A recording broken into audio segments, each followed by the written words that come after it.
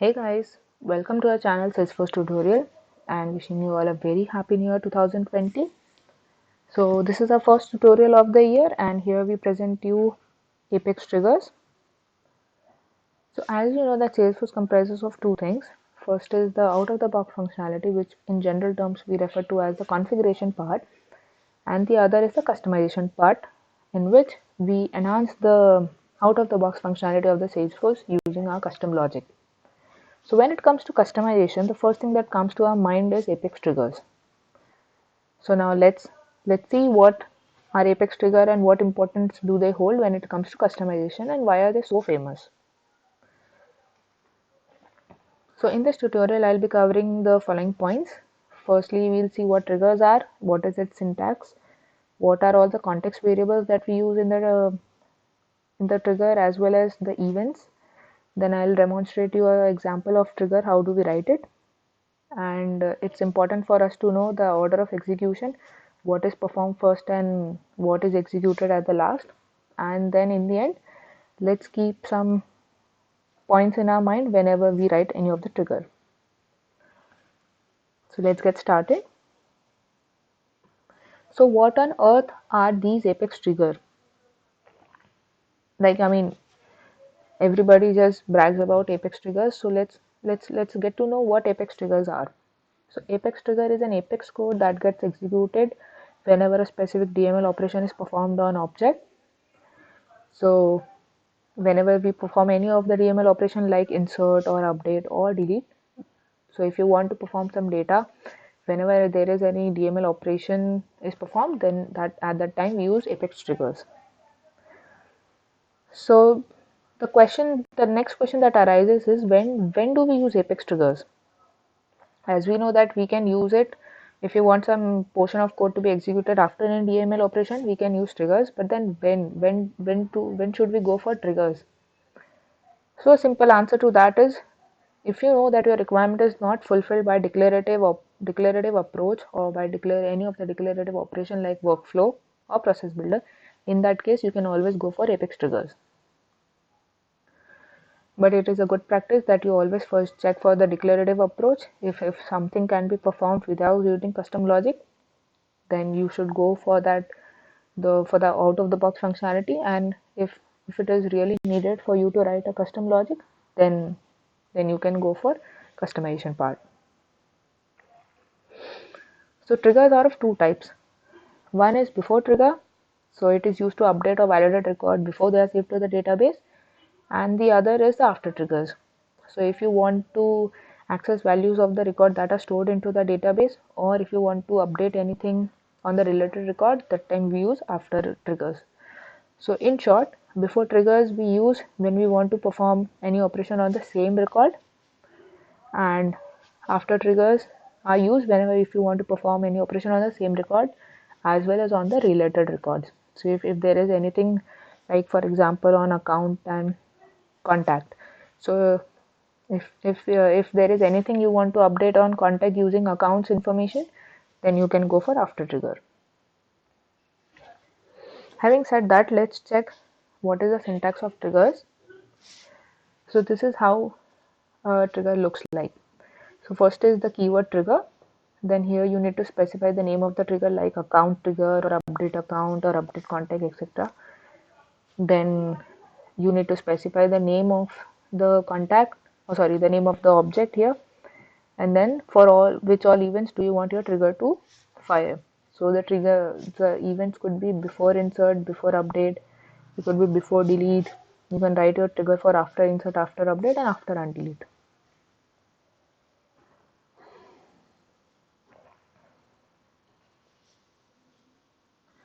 Now let's move to context variables.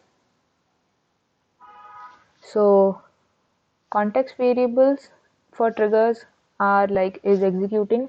So if you have an Apex class or Apex code, if that is getting called from a Apex trigger, if you're calling any method from your Apex trigger, or if you're calling any method of the class from your Apex trigger, that time you can in the class you can check if the trigger is executing.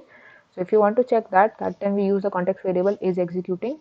Then you have is insert, so it returns if the trigger is fired due to an insert operation, you have is update, it will check if the trigger was fired due to an update operation. Is delete, it will check if the trigger was fired due to a delete operation. Similarly, you have is before, it will check if that's a before trigger.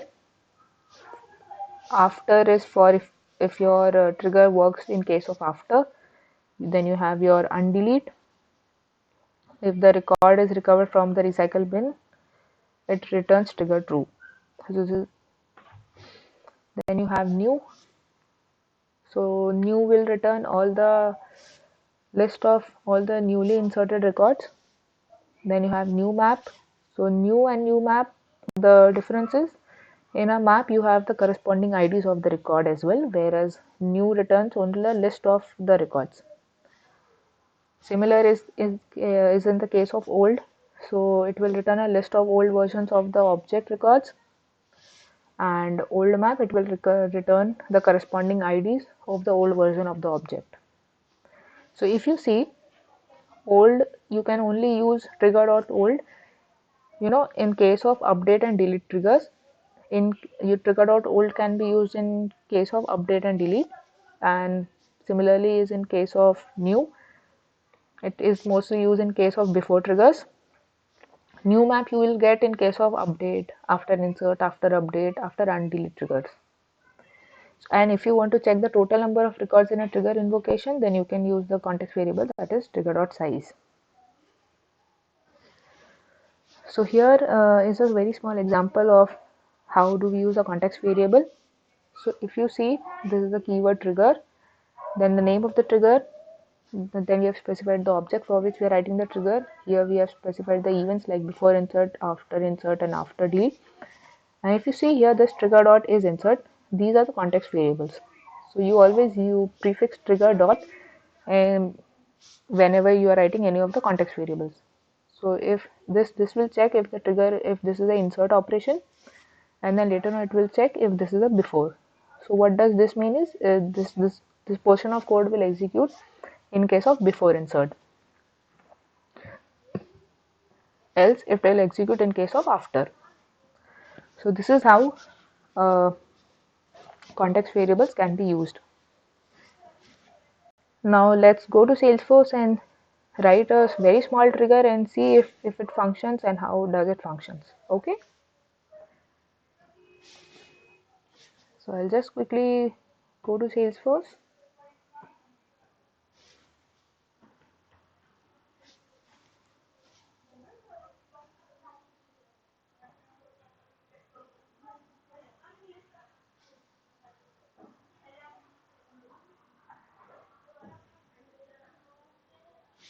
So I'll write a small trigger on contact, which will not allow all those contacts which have account associated to get deleted.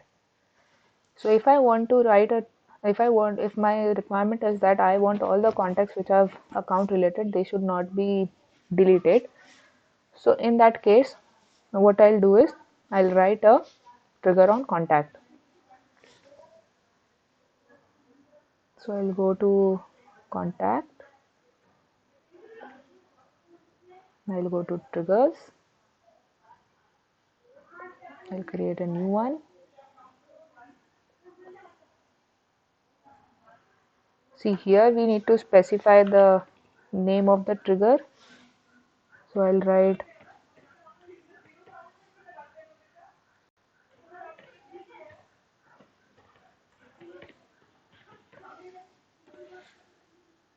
I'll specify the events here.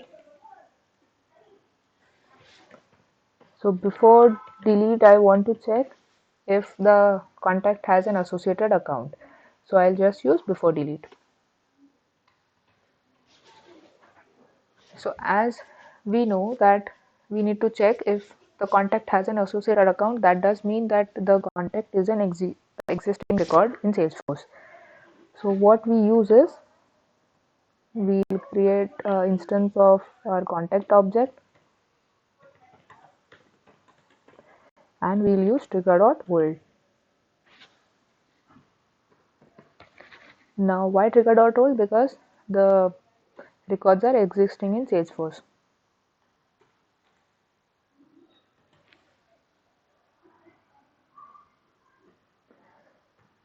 So if our instance already has an account associated, that means the account ID field is not null, then we have to show the user an error. And how do we show error? We use the add error method. So we'll show it to the user that you cannot delete this contact because it has an associated account.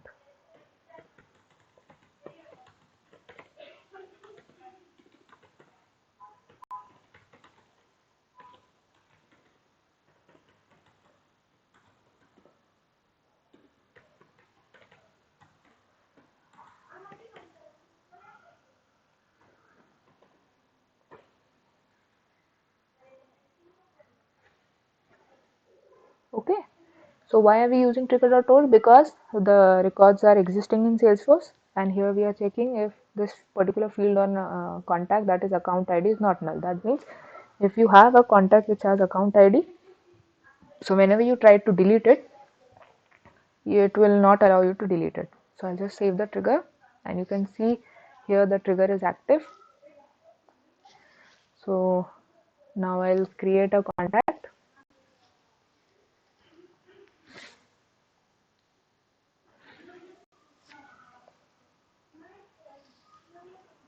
I'll create a new contact here.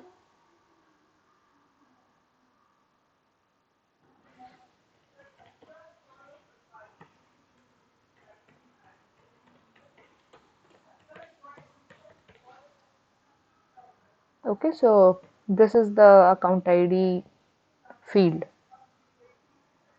So I'm associating test account to it. I'll save it. So you see my contact is created. Now if I try to delete it, I should get that error. Because it has a account associated, that means this field is not null. So whenever I try to delete it, I should get an error.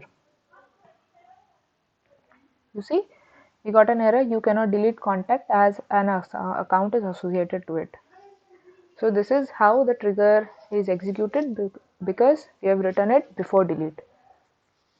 So whenever you try to delete it, so before deleting you will get this error if you have an account associated. So this is a very small example of a trigger. Similarly, you can choose some of the scenarios. You can make out some of the scenarios and practice using the context variables in triggers or using the different operations of the triggers or the events, and try it out by yourself, because the more you practice writing a trigger, the more fun it will be for you, and it will be a really good practice if you write triggers on your own, so that later on then you can even get to know the different or complex triggers. So now coming to the last part, some considerations, some only the four of the main considerations which we need to keep in mind whenever we are writing any of the trigger. So the first one is trigger.new and trigger.old. They cannot be used in Apex DML operations. So if you are performing any of the DML operation like insert, update or delete, in that case you cannot use trigger.new and trigger.old. Then you can use an object to change its own field values using trigger.new. So as I told you, the trigger.new is the list of all the new objects.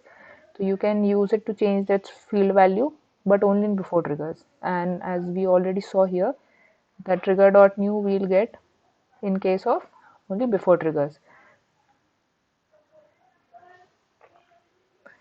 In all the after triggers, trigger.new is not saved, so a runtime exception is thrown because you don't get a trigger.new in case of after triggers. Then trigger.old is always read only, as it is a list of all the old records, so it is always read only. And the main thing is that you cannot delete trigger.new. So these are only some of the very small considerations that you need to keep in mind whenever you're writing any of the trigger. And yeah, just for practice, you take any scenarios randomly and then try to write triggers, explore more into the trigger areas. So it will be a good thing. The more you practice, the more proficient you will become in writing triggers. And yes, in our next session, we'll be covering and we'll be seeing what are the bulkified triggers, a more advanced version of triggers. How do we write triggers when it comes to bulk data? So this was only for a very small portion. Like if you want only one record or two records for which you want to fire a trigger, that time we use this trigger. When we have large amount of data, like n number of records exceeding like 200, 500, or if there is any data being inserted, multiple million of data being inserted into Salesforce, then our trigger should work fine. So in that case, we use bulkified triggers, or we bulkify a trigger. So that we'll cover in the next session. Till then, see you guys soon, and do please subscribe to our channel and keep on practicing. Okay. Yep. See you in the next video. Bye bye.